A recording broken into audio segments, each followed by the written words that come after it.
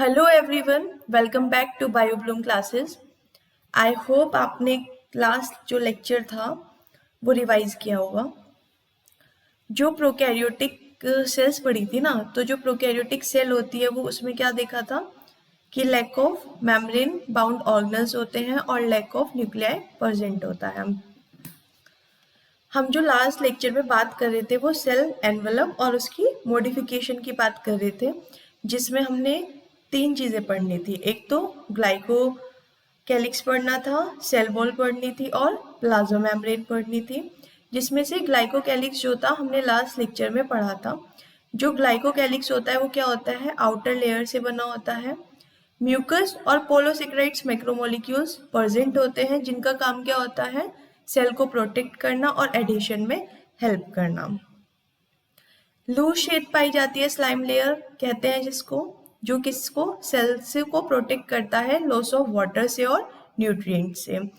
Thick और जो tough covering पाई जाती है उसको क्या कहते हैं, कैप्सूल। कैप्सूल और जो स्लाइम लेयर थी वो किससे बनी होती है, पॉलीसेकेराइड से बनी होती है। और जो कैप्सूल होता है बेसिकली वो रिस्पॉन्सिबल होता है गमी और स्टिकी कैरेक्टर्स के लिए। अब जो सेकेंड वन है वो क्या था हमारा, सेल वॉल। जो सेल वॉल होती है वो डिटरमाइन करती है सेल की शेप को, मतलब जो सेल होती है उसकी शेप के बारे में बताती है और प्रोवाइड करती है एक सपोर्ट, जो किससे बचाता है, बर्स्टिंग और कोलैप्सिंग होने से। बर्स्ट और कोलैप का मतलब जो सेल फट जाती है उसको प्रोटेक्ट करता है फटने से। ये जो लेयर होती है सेल वॉल बेसिकली कैसी होती है, रिजिड होती है, क्योंकि इसमें मैक्रोमोलिक्यूल प्रेजेंट होता है जिसको क्या कहते हैं, पेप्टिडोग्लाइकेन बोलते हैं। नंबर ऑफ एंटीबायोटिक्स पाई गई है, जैसे क्या बोलते हैं, बेसिकली जो हम जानते हैं वो कौन सी है, मोस्टली बहुत ज़्यादा कॉमन है, वो क्या है, पेनिसिलिन, जो क्रॉस लिंकिंग कराती है पेप्टिडोग्लाइकेन स्ट्रिंग्स के साथ। ये एंटीबायोटिक्स में प्रेजेंट होता है। जो सेल वॉल होती है वो सिंगल लेयर होती है और एक ग्राम पॉजिटिव बैक्टीरिया इसमें प्रेजेंट होता है जो 2 लेयर से बना होता है। और वेवियन ग्राम नेगेटिव बैक्टीरिया, वेवी का मतलब क्या होता है कि रफे शो करती है ग्राम नेगेटिव बैक्टीरिया में। ये जो बैक्टीरिया है उसकी एक सेल स्ट्रक्चर है जो इलेक्ट्रॉन माइक्रोस्कोप में देखी गई। यहाँ पे एक पॉइंट मिस हो गया, वो पॉइंट था कि जो हमने अभी पढ़े थे ना, ग्राम पॉजिटिव बैक्टीरिया और ग्राम नेगेटिव बैक्टीरिया, तो इसको ग्राम स्टेनिंग बोलते हैं। इसको आप कहीं नोट डाउन कर लेना कि जो ग्राम स्टेनिंग होती है इसको किसने डिस्कवर किया है, क्रिश्चियन ग्राम ने डिस्कवर किया है। स्पेशल टेक्निक है जो बेसिकली बैक्टीरिया को क्लासिफाई करने के लिए यूज होती है। 2 ग्रुप में डिवाइड की गई, एक तो ग्राम पॉजिटिव और second one is gram negative bacteria. अगर बैक्टीरिया के अंदर स्टेन प्रोवाइड हो रहा है तो वो कौन सा होगा, ग्राम पॉजिटिव होगा, और अगर नहीं है तो वो ग्राम नेगेटिव बैक्टीरिया होगा। थर्ड वन इज क्या है हमारी, प्लाज्मा मेम्ब्रेन। तो जो प्लाज्मा मेम्ब्रेन का काम क्या होता है कि जो नेचर है उसको इंटरेक्ट करना है जो बाहर वाली आउटर वर्ल्ड है उसके साथ। ये मेम्ब्रेन जो है कुछ कुछ सिमिलर होती है यूकैरियोट्स के। स्पेशल एक मेम्ब्रेन स्ट्रक्चर पाया जाता है जिसको क्या कहते हैं, मीजोसोम बोलेंगे, जिसका जो काम होता है वो क्या करता है, इन्वेजिनेशन को फाउंड कराता है प्लाज्मा मेम्ब्रेन से सेल्स में। इन्वेजिनेशन का मतलब क्या होगा कि वो इनवर्ड फॉरवर्ड करेगा, इनवर्ड फोल्ड होगा और फॉर्म हो जाएगा इनर मेम्ब्रेन में। इसका काम होता है रेस्पिरेशन में, सिक्रेशन में, प्रोसेस, और ये प्लाज्मा मेम्ब्रेन के सरफेस एरिया को भी बढ़ाता है। मीजोसोम जो है ये मोस्टली ग्राम पॉजिटिव बैक्टीरिया में पाया गया है। फोटोसिंथेटिक प्रोकैरियोट्स जो होते हैं जैसे साइनोबैक्टीरिया और पर्पल बैक्टीरिया, ये दूसरी मेम्ब्रेन एक्सटेंशन है जिसको क्या बोला गया है, साइटोप्लाज्म में क्रामेटोफोर्स बोला गया है, जिसका मतलब क्या होता है, पिगमेंट्स कंटेन कराना।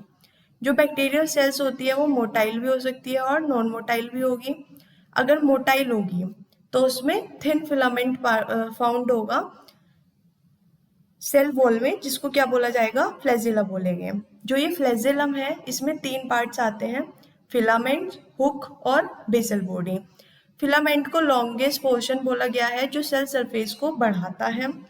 रिजिड सिलेंड्रिकल स्ट्रक्चर जो होती है, जो किससे बनी होती है, प्रोटीन से बनी होती है, उसको क्या बोलेंगे, फ्लैजिलन बोलेंगे। बेसल बॉडी जो होती है वो रोड लाइक स्ट्रक्चर की होगी जिसमें रिंग्स कंटेन होती हैं। फ्लैजिला के अलावा पिली और फिम्बरी भी सरफेस स्ट्रक्चर में फाउंड होती है बैक्टीरिया के, जो मोटिलिटी में कोई भी रोल को प्ले नहीं करती। पिली जो है इलोंगेटेड ट्यूबुलर स्ट्रक्चर है जो स्पेशल प्रोटीन से बनी होती है जिसको क्या कहते हैं, पिलिन। ट्रू पिली जो है ये बेसिकली ग्राम नेगेटिव बैक्टीरिया में पाई गई है और ये मेटिंग प्रोसेस में फाउंड होती है जिसे क्या कहते हैं, कॉन्जुगेशन। फिर जो फिम्बरी है उसके पास स्मॉल ब्रिस्टल लाइक फाइबर्स हैं। स्मॉल ब्रिस्टल लाइक फाइबर्स मतलब हेयर लाइक स्ट्रक्चर है।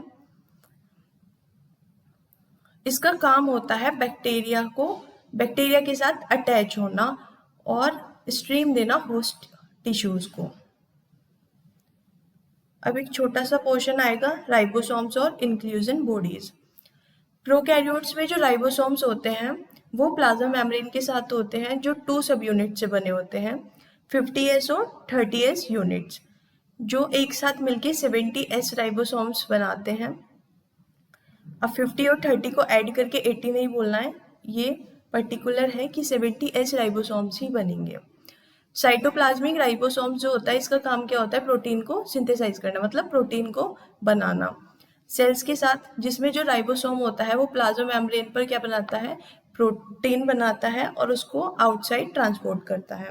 बहुत सारे राइबोसोम्स जो है वो सिंगल mRNA से अटैच होते हैं और एक चेन को फॉर्म करते हैं जिसको क्या कहते हैं, पॉलीराइबोसोम्स और पॉलीसोम्स। जो राइबोसोम होते हैं ये mRNA को ट्रांसलेट कर देते हैं प्रोटीन में। It's all about ribosomes. Next one is inclusion bodies. जो रिजर्व मटेरियल पाया जाता है प्रोकैरियोटिक सेल्स में तब उसको स्टोर करते हैं साइटोप्लाज्म में, तो वो किसकी फॉर्म में होता है, इंक्लूजन बॉडीज की फॉर्म में होगा।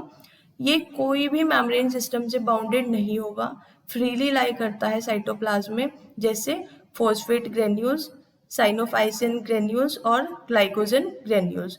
दूसरी इंक्लूजन बॉडीज जो है वो सराउंड करती है एक सिंगल लेयर में, किसके साथ, नॉन यूनिट मेम्ब्रेन के साथ, जिसकी जो थिकनेस होती है वो 2 से 4 नैनोमीटर होती है, जैसे सल्फर ग्रेन्यूल्स और गैस वैक्यूल्स।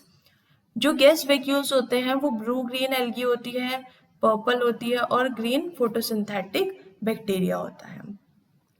अब यहाँ पे आपका प्रोकैरियोट्स खत्म होता है। नेक्स्ट वन जो टॉपिक आएगा वो यूकैरियोट्स आएगा। आज का सेशन इतना ही रखते हैं। Thank you everyone.